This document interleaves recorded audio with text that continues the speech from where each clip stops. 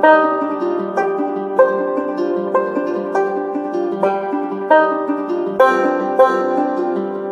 म्हणलीचा आपला परिवार आहे आणि हा गुणीजनांचा परिवार आहे.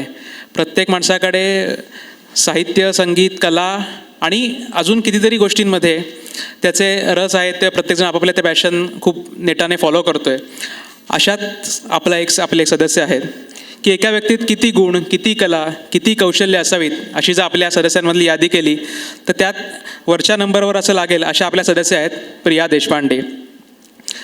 त्यांचा परिचय खूप मोठा आहे, पण त्यातल्या जर काही हायलाईट सांगितलं तर तुम्हाला कळेल की मल्टीफॅसेटेड पर्सनॅलिटी आपण म्हणतो तसं, की त्या कायदेतज्ञ आहेत, नृत्यात MA अलंकार आहेत, कवी आहेत, सुलेखन कॅलिग्राफी आर्टिस्ट आहेत, सामाजिक कार्यकर्त्याही आहेत आणि या सगळ्या कला सांभाळत त्या प्रत्येक कलेमध्ये आपापला ठसा त्या उमटवत आहेत. त्यांच्या कलाकृती तुम्ही बाहेर बघितल्याही असतील प्रदर्शनामध्ये. तर आज ते आपल्यासमोर मांडतायत रंगरेषांच्या जगाची गोष्ट. तर मी प्रिया देशपांडे यांना व्यासपीठावर याच्यासाठी त्यांच्या रंगमंचावरती आमंत्रित करतो. चित्रांचा काय संबंध आहे तर सर्वांनाच माहिती आहे की चित्र ही माणसाच्या अभिव्यक्तीची पहिली भाषा. त्यानंतर लिपी, मग शब्द आणि मग व्याकरण जन्माला आलं. आपण ज्याला पुस्तकं म्हणतो त्याच्या आजी किंवा पणजीच्या जागेला आहे चित्र. भारतातल्या अनेक राज्यातल्या पारंपरिक चित्रशैली आणि तिथल्या भाषांची लिपी यांचा जवळचा संबंध संशोधनानं सिद्धही झाला आहे. साहित्यातल्या नोबेल पारितोषिक विजेत्या रवींद्रनाथ टागोर गुरुदेव यांच्यापासून आत्ताच्या वसंत आबाजी डहाकेंपर्यंत अनेक साहित्यिकांनी चित्रकलेत मोलाची भर घातली आहे. इतकंच नाही तर प्रभाकर बर्वे, चंद्रमोहन कुलकर्णी सर वगैरे चित्रकारांनी साहित्यात मोठं योगदान दिलेलं आहे.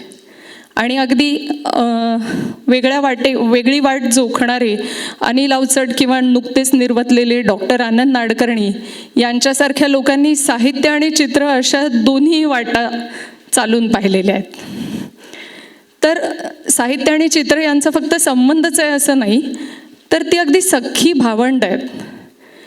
काव्य आणि चित्र असं अभिव्यक्तीचं सूत्र घेऊन आज चित्र हे रूपक घेऊन लिहिलेल्या काही कविता तुमच्यासमोर सादर करते. रंग रेषांची गोष्ट. चला ह्या रंगाच्या रेषांच्या जादुई दुनियेत जाऊया. या सादरीकरणातली पहिली कविता आहे रंग. कलाकार निर्मिती का करतो, त्यामागच्या प्रेरणा काय असतात, त्याचं चिंतन मांडणारी या कार्यक्रमातली पहिली कविता रंग.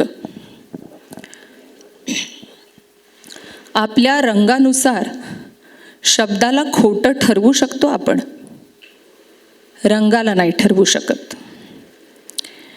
आपल्या कृतीला, विकृतीला, मनाला, मंगलाला, हाती असलेला कुंचला अगदी नेमका रंग शोधतो आणि मग त्या भारलेल्या कुंचल्यातून आकार घेतं एखादं चित्र किंवा विचित्र. मनातल्या रंगांना नावं नसतात, स्पर्श असतो. श्रीरंगाचा वरदहस्त असतो. रंग चिमुकल्या बोटातून कागदावर उतरतात. गूढ अर्थ घेऊन मनाचे विभ्रम कागदाला डसतात आणि मग जुमते जंगी रंगारंगात एकमेकात मिसळून तिसऱ्याच आभासाचा जन्म होतो. रंग म्हणजे स्वप्नांची पुरचुंडी. चिमुटभर रंगात अख्खं आभाळ रंगत जातं. लहानपणीच्या चित्राला चव सुद्धा असते, मोठेपणी नुसतेच आकार. लहानपणीच्या चित्राला आपण नाव देतो आणि मोठेपणीच्या चित्राला लोक नावं ठेवतात.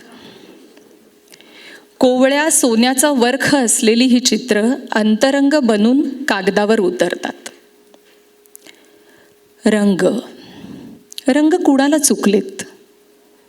आईच्या गर्भातला रंग, जन्माला येताना वळत्या मुठीचा रंग, मग बुडबुडणारा रंग, मग गुरुजींच्या छडीचा, पौगंडाचा, यौवनाचा, विवाहाचा, प्रौढत्वाचा, वार्धक्याचा आणि शेवटी मृत्यूचा.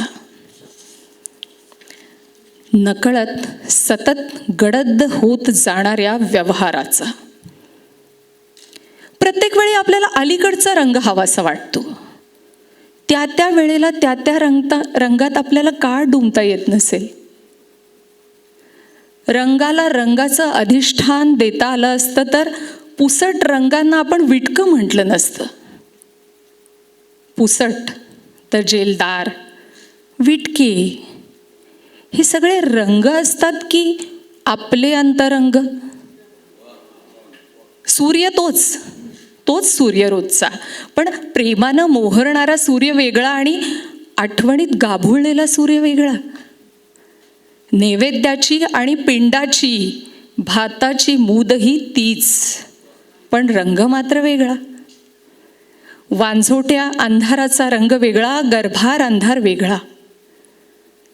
रंगात नाहता आलं पाहिजे, मग अलगद उतरत जाईल तो कुंचल्यातून.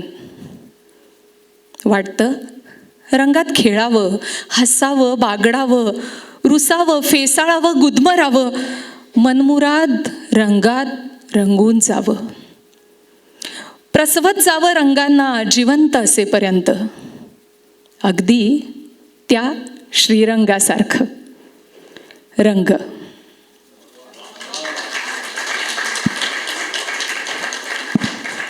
कला कुठलीही असो, कलाकाराच्या निर्मिती प्रक्रियेत अनिश्चितता असते.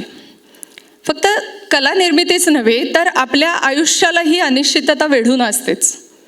आज आपल्यातले कितीतरी जण या संमेलनाला अगदी येणार म्हणून बुकिंगही झालं होतं, पण ते इथं अनुपस्थितीत आहेत. आणि कुणाचं तरी अगदी नक्की नव्हतं, पण ते इथं आलेले आहेत. आपल्या सगळ्यांनाच माहिती आहे. हे अनिश्चिततेचं व्याकरण कधी कुणाला सुटलेलं नाही आहे. त्याचंच हे शब्दरूप, चित्र कोण काढतं. पुढची कविता. चित्र काय होणार? काय होणार असतं चित्र? कधीही माहिती नसतं कुणालाच. एक जागा असते मोकळी कागदावरची. कुंचले असे भारलेले असतात रंगांनी, कल्पनांनी. मग ते नाचायला लागतात. त्याच्या खुणा कागदावर उमटतात. बोट बिचारी, बोटांनी फक्त थांबायचं, पाहायचं आणि पुढे जायचं. चित्र म्हणजे काय? चित्र म्हणजे काय कधीही माहीत होत नाही कुणालाच. कुंचल्यांचेच पाय ते थांबत नाहीत, जागोजागी नाचत राहतात कुठं कुठं. बोटांनी फक्त शोधायची असते लय त्यांची, आणि जी कधीच सापडणार नसते. बोटं आपली धावत राहतात रंगांच्या मागावर, कधीही न दिसणारे कुंचल्यांचे माग शोधत. चित्र कोण काढतं? खरंच कोण काढतं चित्र? कधीही माहीत होत नाही कोणालाच. चित्र कोण काढतं? असं चित्रकार चित्र काढत राहतो, चित्र तयार होत राहतात. त्यासाठी वापरलं जाणारं साहित्य, रंग, ब्रश, कागद यांच्यातही नाती तयार होतात बरं का. आपली माणसांची सुद्धा अशीच नाती असतात. बघूयात ह्या आपल्या माणसांच्या नात्याची गोष्ट रंगांच्या जगात जाऊन. पुढची कविता. रंगभाषा. रंगभाषा. ब्रश बेसिन खाली धरताना नेहमी वाटतं की रंग कसे सहन करतात ताटातूट. काही रंग हट्टी असतात, ब्रशला लवकर सोडत नाहीत. वाहत्या पाण्याखाली पण धरून ठेवतात घट्ट, जमेल तसं. पण काही एकदम समजूतदार मागं वळून न पाहता निरोप घेतात. ब्रश नवीन रंगात बुडताना जुन्या रंगाच्या विटक्या आठवणी पण येत असतात काही जणांना. आणि काही ब्रश मात्र अंगाला कुठलाच रंग लावून घेत नाहीत. बंद पेटीतून रंगांना कागदावर आणणारा ब्रश रंगांना खूप जिवलग वाटत असतो. रंग ऐटीत कागदावर येतात, चित्रात रुबाबात बसतात आणि उरलेल्या ब्रशला लागलेल्या वाहून जाणाऱ्या कणांकडे अगदी तुच्छतेनं पाहतात. पण ब्रश एकदा कागदावर रंग पसरून गेला की तो परतून केव्हाच येत नसतो. हे समजल्यावर कालांतरानं मात्र चित्रातल्या काही कणांना ते वाहून गेलेले त्यांचे जुने रंगकण आठवून वाटतं, सुटले बापडे, आम्हीच अडकून पडलोय. हे वाहणारे रंगकण कुठं जातात कुणालाच माहिती होत नाही. चित्र पाहिलं तुम्ही? बाहेर चित्र पाहिली? ती पाहताना चित्रातल्या रंगांचं मन ऐकू आलंय तुम्हाला कधी? रंगभाषा.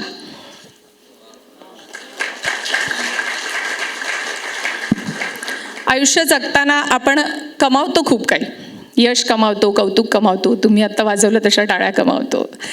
पण हे सगळं करताना, मोठं होत जाताना जगण्यातली निरागसता, कोवळीक ती राहते का तशीच? हातून निसटून गेलेल्या दिवसाची ही पुढची कविता आहे, आठवणीची. पण ही आठवण कुणा दुसऱ्या तिसऱ्याची नाही, तर ही स्वतःचीच, स्वतःला येणारी आठवण आहे. आठवण. फिर सावन रुत पवन चली, तुम याद आए, तुम याद आए. कोण आठवतं मला? मीच आठवत जाते. लहानपणीचा काळ, विशेषतः गावाकडचा, ती छोटुली मुलगी दुपारी कौलारू घरात नुसतेच कवडसे बघत बसायची, किंवा गारेगार करवंद असलं काही बाई घ्यायला तापलेल्या रस्त्यावर पळत सुटायची बिना चपलांचीच. चुलीचा धूर, त्याचा गंध, लांबवर वाजणारा तो विशिष्ट पिक पिक पिक असा आवाज, घरभर फिरणारं मांजर, एखाद्या मेंढी आणि बकरीच्या पिल्लाला हात लावायची धडपड. मग ती परसात विहिरीवर जायची, तासन तास कासवाची वाट पाहायची. ते दिसल्यावर इतका आनंद व्हायचा, कासव आपल्याला खात्रीनं ओळखतं असं वाटायचं तिला. एखादं मुंगूस दिसायचं हमखास, कधीतरी साप पण. सुगरणीच्या घरट्याची हालचाल, त्यांचे आकार, क्वचित आवाज कुठकुठल्या पक्ष्यांचे. तो कुठला पक्षी ही दखल पण नाही घ्यावी वाटायची त्या दिवसात. बस ते वातावरण आणि त्या मुलीचं असणं. काही करायचं नव्हतं, कुठं जायचं नव्हतं, काहीही व्हायचं नव्हतं, निभवायचं नव्हतं, कुठलंही रणांगण मारायचं नव्हतं. आठवतंय मला नीट की गुलमोहर आणि शेवग्याची फुलं एकत्रित असणारी चित्र ती मुलगी काढायची. 5 पाकळ्यामध्ये 2 ह्याच्या आणि 3 त्याच्या, कारण दोन्ही झाडं अंगणात एकात एक बिलगून होती. खाली पडलेली फुलं पण अशीच एकमेकांमध्ये, तिथली कौलारू घरं पण अशीच, ती सारखी तिच्या चित्रात यायची. कुठलेही तंत्र माहिती नसलेली साधीशी सादगीवाली चित्र, हवेत आपल्याच नादात केलेले नाच, ही चित्र, ते नृत्य. असं वेगळं अस्तित्व नव्हतं जगण्याला, समग्र जगणं होतं. पुढं तंत्रशिक्षण झालं, पण तेव्हाच्या हालचाली, रेषा, ह्यातला इनोसन्स गेलाच. लिहित नव्हती ती मुलगी तेव्हा, काहीच लिहित नव्हती, कारण शब्द मनात येणं सुद्धा तिची शांतता भंग करणारे दिवस होते ते. कच्चे तुरट फळांसारखे कोवळे दिवस, नुकतीच पानं फुटलेल्या झाडाचे दिवस, हलके तरंगणारे म्हातारीच्या पिसासारखे दिवस. तुम याद आए, तुम याद आए. ती छोटीशी गोड चेहऱ्याची मुलगी आठवते मला, माझ्याच. आठवण आपलीच, आपल्याला येणारी.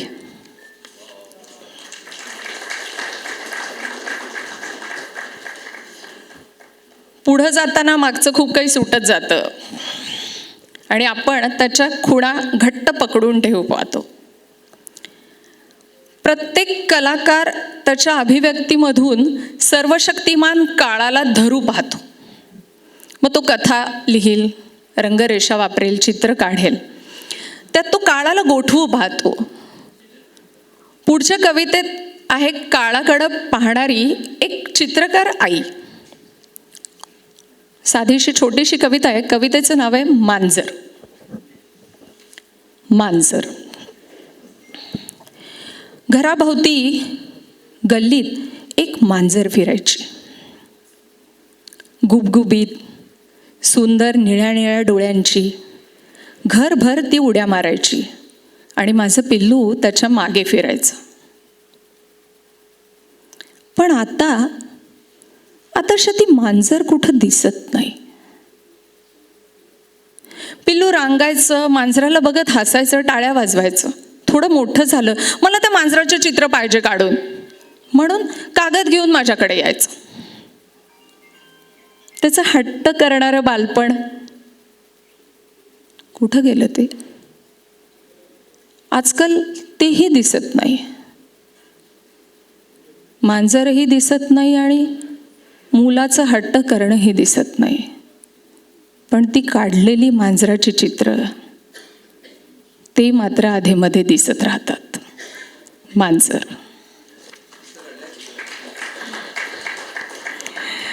डोळ्यासमोर असा झरझर काळ निघून जात असताना तो पकडून ठेवावासा वाटतो. चित्र ही कथा सांगतात आणि त्या कथा बोलत राहतात चित्रातली माणसं. चित्रभाषेतल्या ह्या माणसांच्या गोष्टी ऐकूया. पुढची कविता आहे चित्रातली माणसं. चित्रात माणसं असतात. चित्रात माणसं असतातच. चालणारी, बोलणारी, बसलेली, उभी, असलेल्या किंवा नसलेल्या चेहऱ्यांची, आकारांची. चित्रात माणसं हवी तेव्हा दिसतात आणि हवी तशी भेटतात. आपण त्यांना साथ देऊ तशी रेषांच्या वाटेवरून तडक येतात, केव्हाही हात सोडून न जाण्यासाठी.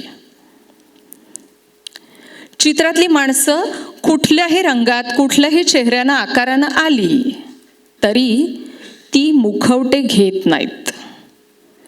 काळाबरोबर फिकट होतील ती, पण रंग बदलत नाहीत. चित्रातली माणसं कोणाच्याच उपयोगाची नसतात, कारण ती चित्र असतात. ती स्वतःला वापराची वस्तू होऊ नाही देत.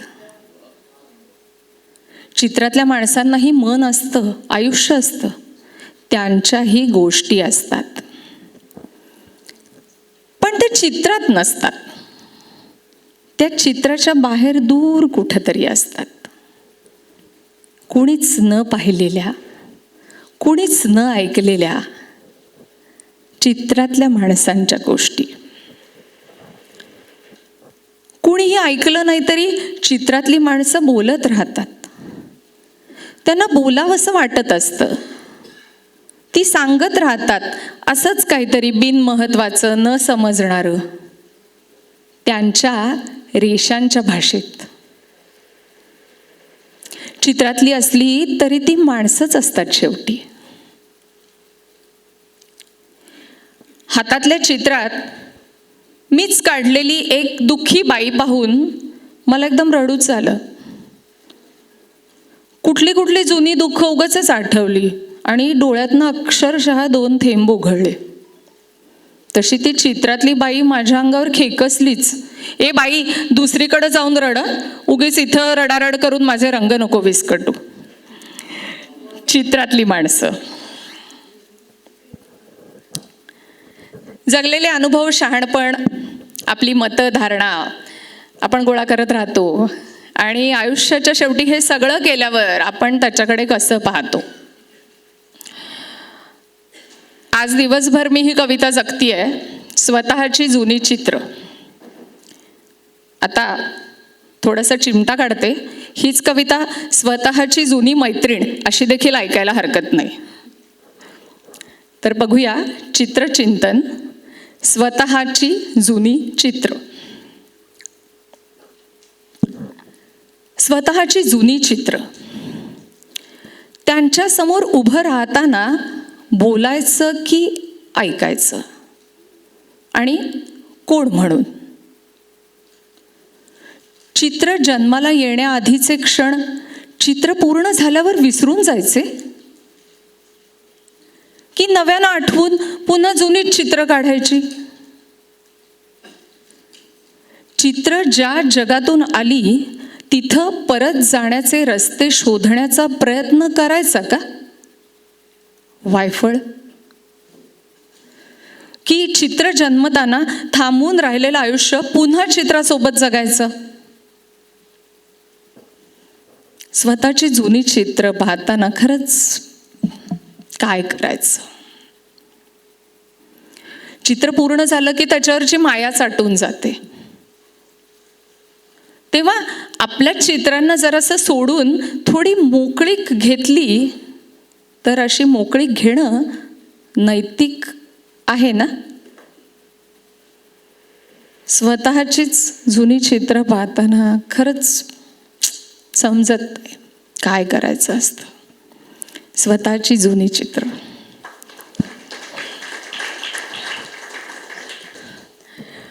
तुम्ही आता कविता ऐकताय आणि तुमच्या प्रतिसादाने पण छान वाटतंय. चित्र हे रूपक घेऊन ह्या कविता असल्या तरी त्या आहेत जगण्याबद्दलच्याच, जगण्याच्या दृष्टीबद्दलच्याच. आपण जगतो खरे, पण सम्यक दृष्टी, साची भाव, साक्षी भाव आपण कमावतो का. आपल्यालाच अंतर्मुख करणारा हा प्रश्न घेऊन आली आहे या सादरीकरणातली शेवटची कविता, चित्रकला. चित्रकला. आपण शाळेत असतो अगदी तेव्हापासून आवडत असतात आपल्याला नीट काढलेली आखीव रेखीव सुंदर चित्र.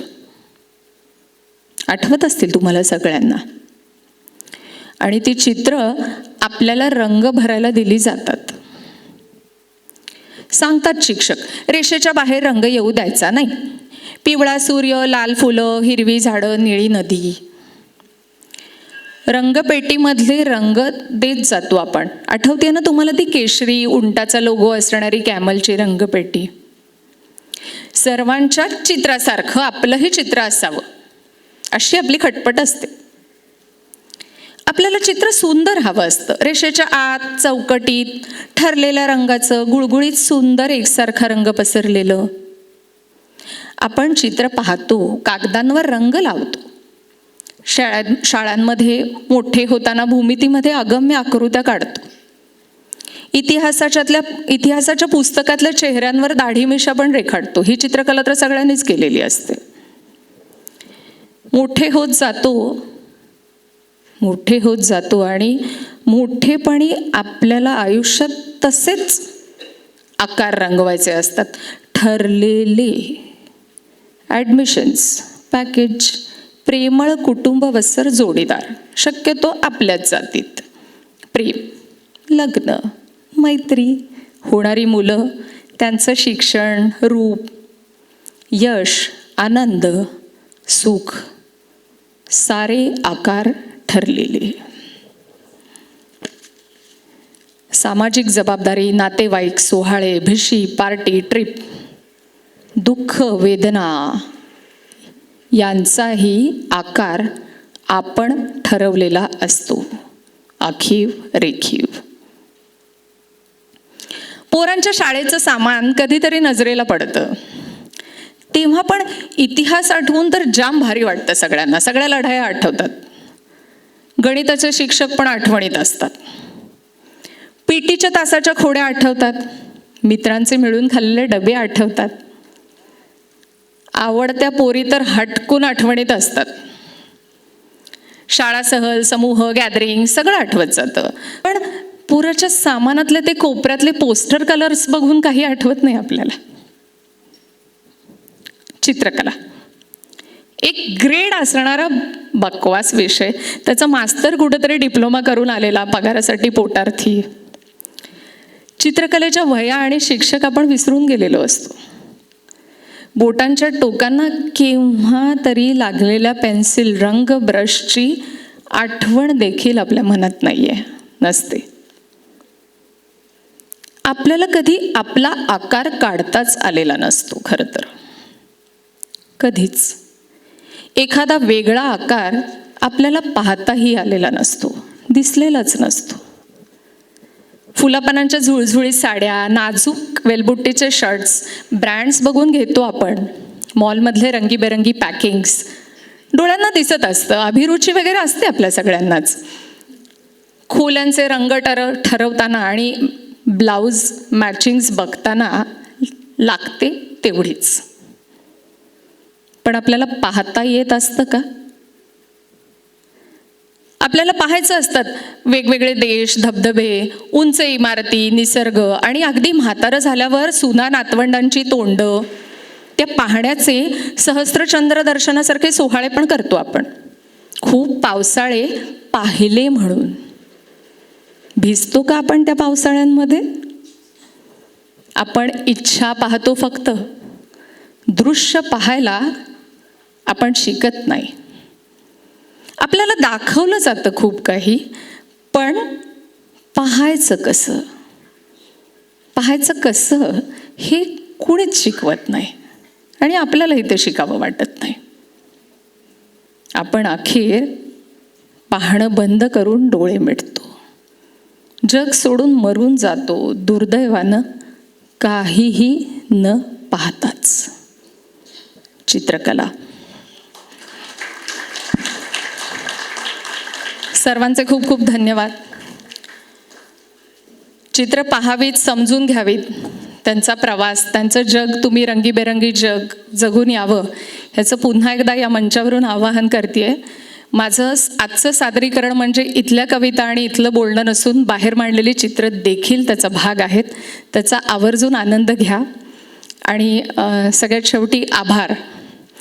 तर या सादरीकरणासाठी मी इथं बसेपर्यंतचा आत्तापर्यंतचा प्रवास, यासाठी दुरून आशीर्वाद देणारे, डोक्यावर असणारे, पाठीवर असणारे, हातात हात घट्ट असलेले आणि तुमच्यासारखे टाळ्या वाजवून प्रोत्साहन देणारे आणि ही सगळी चित्र काढलेले माझेही हात, या सर्व हातांचे पुन्हा पुन्हा मनपूर्वक आभार मानून मी माझं आजचं सादरीकरण संपवतेय.